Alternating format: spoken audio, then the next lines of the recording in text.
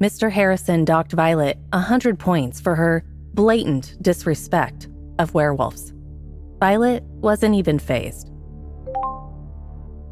She checked her ranking. The deduction was a drop in the bucket. But then it hit her. Had she been played by the principal? Principal Jameson had supposedly taken 500 points from Griffin for asking her. But now Violet realized Griffin probably hadn't even noticed. Not with his massive point total. Principal Jameson had probably just done it to shut her up, like a parent pretending to punish a spoiled brat. What the heck? The woman had fooled her, and the realization made Violet's blood boil. She clenched her fists, wanting to confront Jameson right then and there. But she couldn't focus on that now. She had bigger problems. She'd just made enemies with the entire werewolf population, with no clue whether she had any protection from their revenge. Violet decided not to risk it. The second the bell rang, she bolted.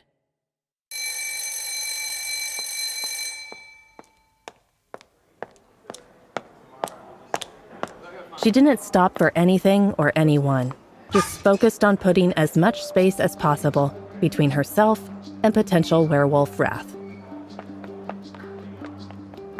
"Hey, wait up!" someone yelled. Violet glanced back and saw Dion running after her.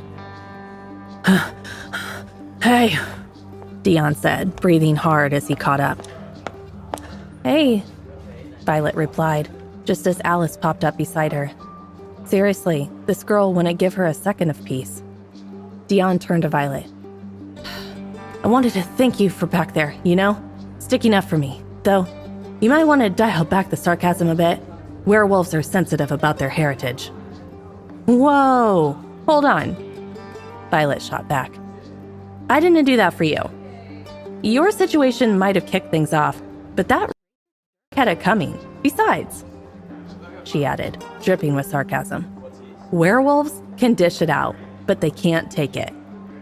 I'm just saying, don't provoke the wrong people or make them think you're prejudiced against werewolves. Basically, be careful around here," Dion advised. "Don't worry," Alice chirped, throwing her arm around Violet like they were BFFs. "I'll keep an eye on her and make sure she stays out of trouble." She was really committed to this self-appointed bodyguard gig. "Good." Dion smiled warmly at them. "And you know what? Come have lunch with us," Alice offered, not missing a beat. "Alice?" Violet's voice was sharp. "What? We're just making friends." "There's no we here. This is all you. And if I remember right, you told me the top 20 don't hang out with the lower ranks." "Yeah, they don't hang out with them, but they can invite them," Alice said, completely unbothered. "What the?" Violet sputtered, confused. "What's the difference?" She threw her hands up in exasperation. What was with these people? Alice plowed on, undeterred. "The difference is they can't eat with you, but you can give them a taste of what it's like to eat with the elites. A taste that tons of people crave. A taste that tastes like ashes." Violet interrupted. "I'm done with you guys. It was nice meeting you, Dion, but I'm off to my next class." She turned and walked away, relieved that Alice didn't have the same class. Otherwise, she'd lose it. "Meet you during PE!" Alice shouted after her, but Violet ignored her. Violet was kind of naive and thought the werewolves had just let her comments slide. Nope.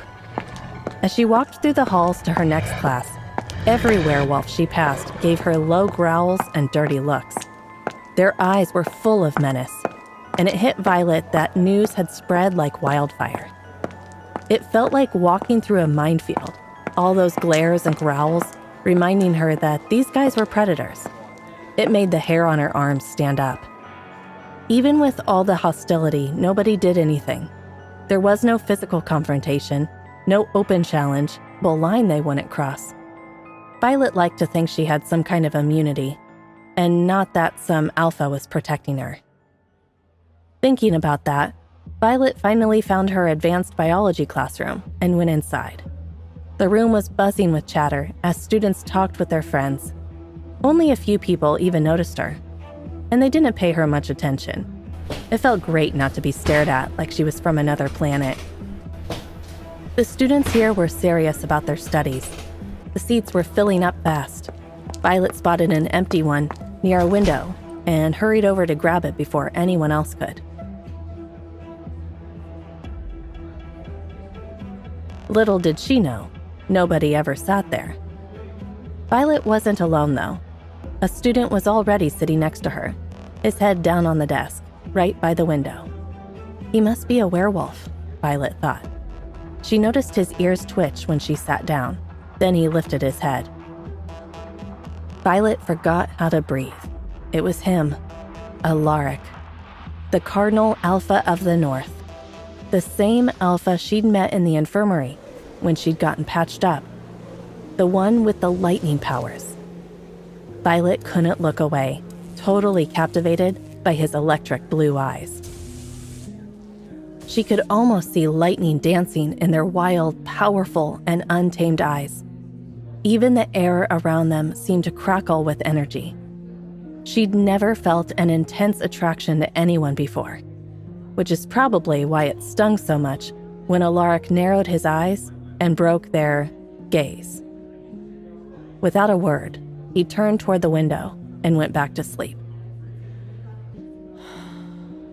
Violet tried not to let his coldness bother her, but she couldn't shake the hollow feeling in her chest. Wait, that's not the end. You've just had a free taste. Now get the full story on the Pocket FM app, link in description. Check out our next video and playlist, and don't forget to like, share, and subscribe.